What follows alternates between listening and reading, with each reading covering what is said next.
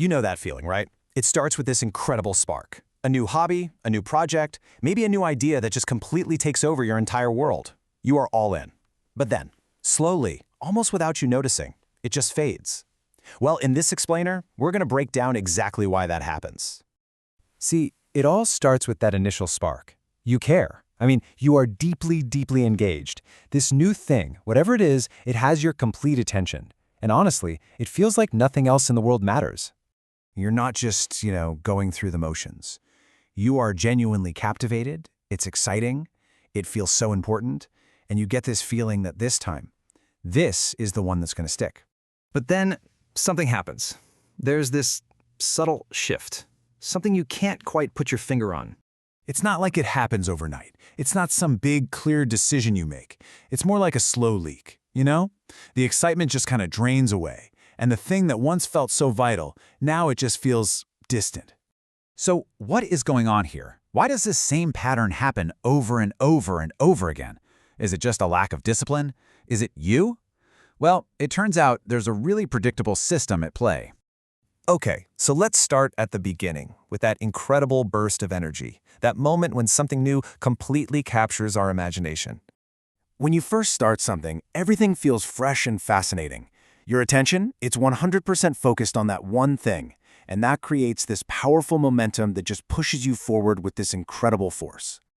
Now, this isn't just some random feeling. It's actually a predictable journey. In fact, almost every interest we have follows a pretty clear four-step life cycle. So we've talked about step 1, the initial energy, which is totally driven by novelty. But then we hit step 2, the familiarity effect. What was once new and exciting starts to become routine. Your brain begins to recognize the patterns, the surprises are gone, and that thrill of the unknown just fades. It all becomes predictable. And because our minds are literally wired to seek out what's new, that predictability just naturally starts to dull our interest. And listen, this is a totally natural, very human response. And this brings us right to step 3, the expectation shift. In the beginning, you're imagining yourself becoming fluent in that new language in just a few months, or launching that side project and it becoming an instant success. But reality is often a lot messier, and much, much slower. When the progress you're making doesn't match that highlight reel you had playing in your head, a gap starts to form. And it's right inside that gap where your interest starts to die. And that brings us to our final step, the effort barrier.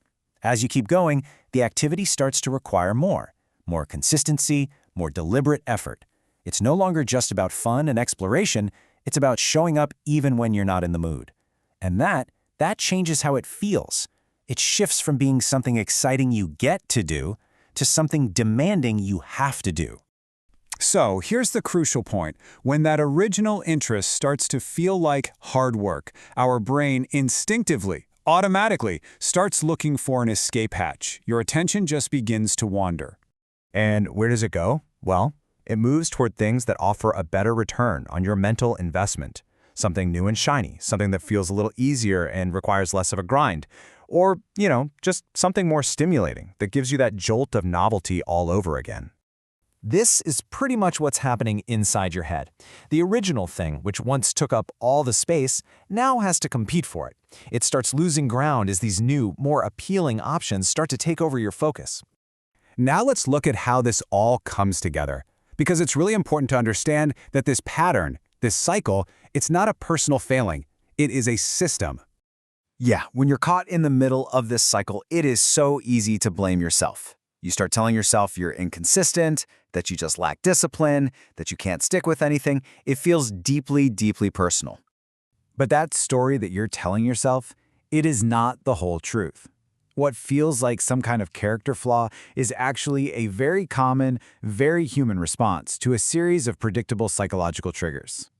So this is what's really going on. These are the invisible forces at play. Your attention is in this constant tug of war between these 4 elements: the magnetic pull of novelty, the mental cost of effort, the reward you think you're going to get, and an environment that is constantly throwing new, shiny options right at you. So what's the big takeaway here? Probably the most powerful thing you can do is just reframe this entire experience. It's time to understand the real truth behind losing your interest. Okay, first, let's just get this straight. You don't suddenly lose interest because that thing stopped being valuable or important to you. That's a huge misconception. Here it is. This is the core idea. You lose interest because the experience of doing that thing changes. The feeling shifts, the novelty wears off, the effort goes up, and your attention, naturally, gets pulled somewhere else. This is the key difference right here. On the left, that's the story we tell ourselves, that it's all about our personal failings. But on the right, that's what's actually happening. The experience is simply following a predictable pattern as it moves through its natural life cycle. And this is the final thought I really want to leave you with. Your perception can completely transform. It can make something that once meant the world to you feel totally distant, even if the thing itself hasn't changed one bit. It's not about the thing, it's about your experience of the thing.